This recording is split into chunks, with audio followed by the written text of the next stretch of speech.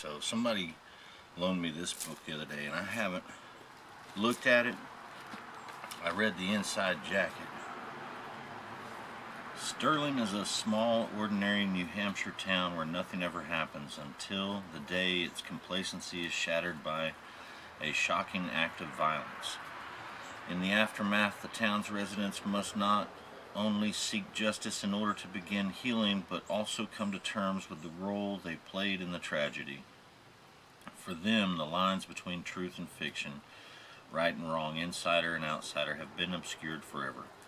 Josie Cormier, the teenage daughter of the judge sitting on the case, could be the state's best witness, but she can't remember what happened in front of her own eyes. And as the trial progresses, fault lines between the high school and the adult community begin to show, destroying the closest of friendships. Okay, so the book's called 19 Minutes, and it's by Jodi Picoult.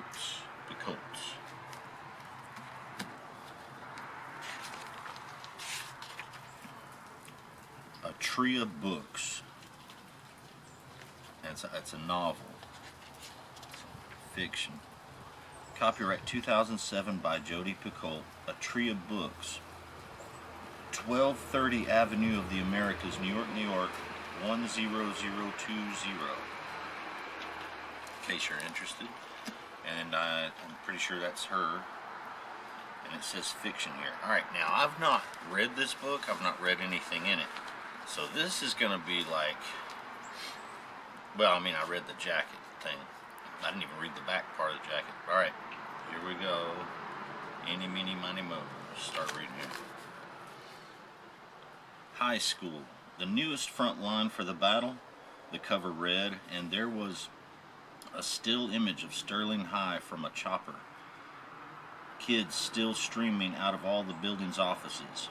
He absently leafed toward the article and its subsections, not expecting to see anything he didn't already know or hadn't already seen in the papers. But one piece caught his eye. Quote, "Inside the mind of a killer." He read, and he saw the much-used school picture of Peter from his 8th grade yearbook. Then he started to read. "God damn," he said, and he got to his feet, starting for the door. "Mr. McAfee, the secretary said, "the dentist is ready for you. I'll have to reschedule." "Well, you can't take our magazine. Add it to the bill," Jordan snapped, and he hurried downstairs to his car. His cell phone rang just as he turned the key in the ignition.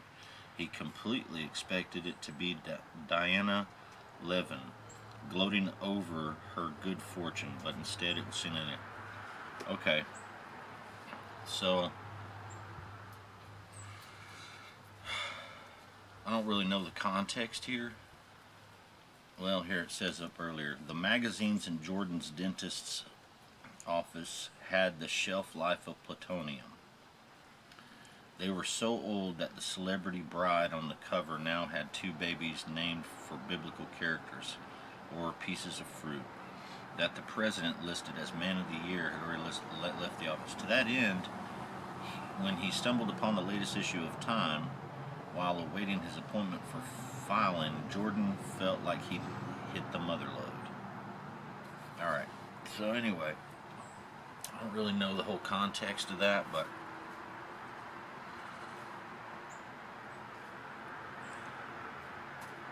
like the secretary is being polite, you know? She's saying, "Mr. McAfee," the secretary said, "the dentist is ready for you." And then he says, "I'll have to reschedule." And she says, "Well, you can't take our magazine." "Add it to my bill," Jordan snapped. So it's like, you know,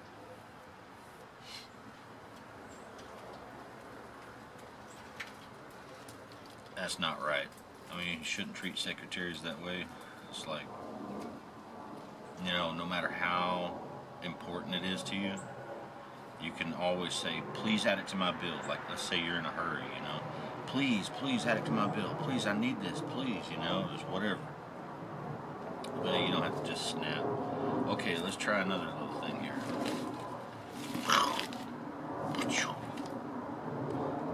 The first thing that struck Patrick again was how much younger Judge Cormier looked when she wasn't on the bench.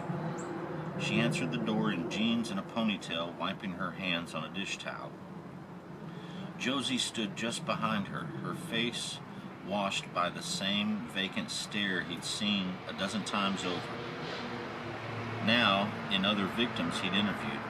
Josie was a vital piece in the puzzle, the only one who had seen Peter kill Matthew Royston. But unlike those victims, Josie had a mother who knew the intricacies of the legal system. Judge Cormier, he said, "Josie, thanks for letting me come over." The judge stared at him. "This is a waste of time. Josie doesn't remember anything." "With all due respect, Judge, it's my job to hear that from Josie herself." He steeled himself for an argument, but she stepped back to let him inside. Patrick let his eyes roam the foyer, the antique table with a spider plant spilling over its surface, the tasteful landscapes that hung on the walls. So this was how a judge lived? His own place was a pit stop, a haven of laundry and old newspapers and food long past its expiration date. Where he'd go for a few hours between his stints at the office. He turned to Josie. "How's the head?" "It still hurts," she said, so softly that Patrick had to strain to hear her. He turned to the judge again. "Is there a room where we could go talk for a few minutes?" "All right. Anyway." So, yeah, the first part of that, where it's like, he noticed how the judge looked different outside of the court uniforms. Okay. Just like in regular clothes and stuff. It's interesting, like if you have to go to court for a speeding ticket or anything like that. I remember I had a speeding ticket and I went to court. It was one of those that you couldn't pay, I think, right off or something like that. Like, it was for going 10 miles over the speed limit, as I remember. And but it was one that you had to appear, you know. And I think in my life I've had 3, maybe 2, just 2 speeding tickets. So, but I remember how high the bench was. I mean, that desk where the judge sits, and you have to, like, your head is tilted up. And I remember reading in another book, I'll have to find it. It wasn't a fiction book. Well, it wasn't listed as fiction. It's more like research and stuff. I'm not big on fiction, by the way, but I'm not against it. But anyway, yeah, there's in another book. It said if you lift your head up, it somehow, I don't know what it is. The rhythms of the brain change. Like alpha, gamma, theta, whatever. It changes just by lifting your head upward and looking upward or giving your attention upward, as your head's pointed up. It kind of amplifies more rhythms of the brain than others, at different, just doing that. So that's interesting. It's like, maybe it's similar to like you've seen where a mama cat picks up their baby cat by the neck, or their young cat by the neck, back of the neck, just by it's the skin and fur. They're not biting their neck. And like puppies, you'll see that. Maybe in wolves, you see that in dogs and cats and stuff. So, and when they do it, when they pick up the young one automatically just goes limp, just whoop. It's in this very submissive type thing. So I wonder if that had anything to do with it. They don't mention it here. All right. I think I'm going to call that one good.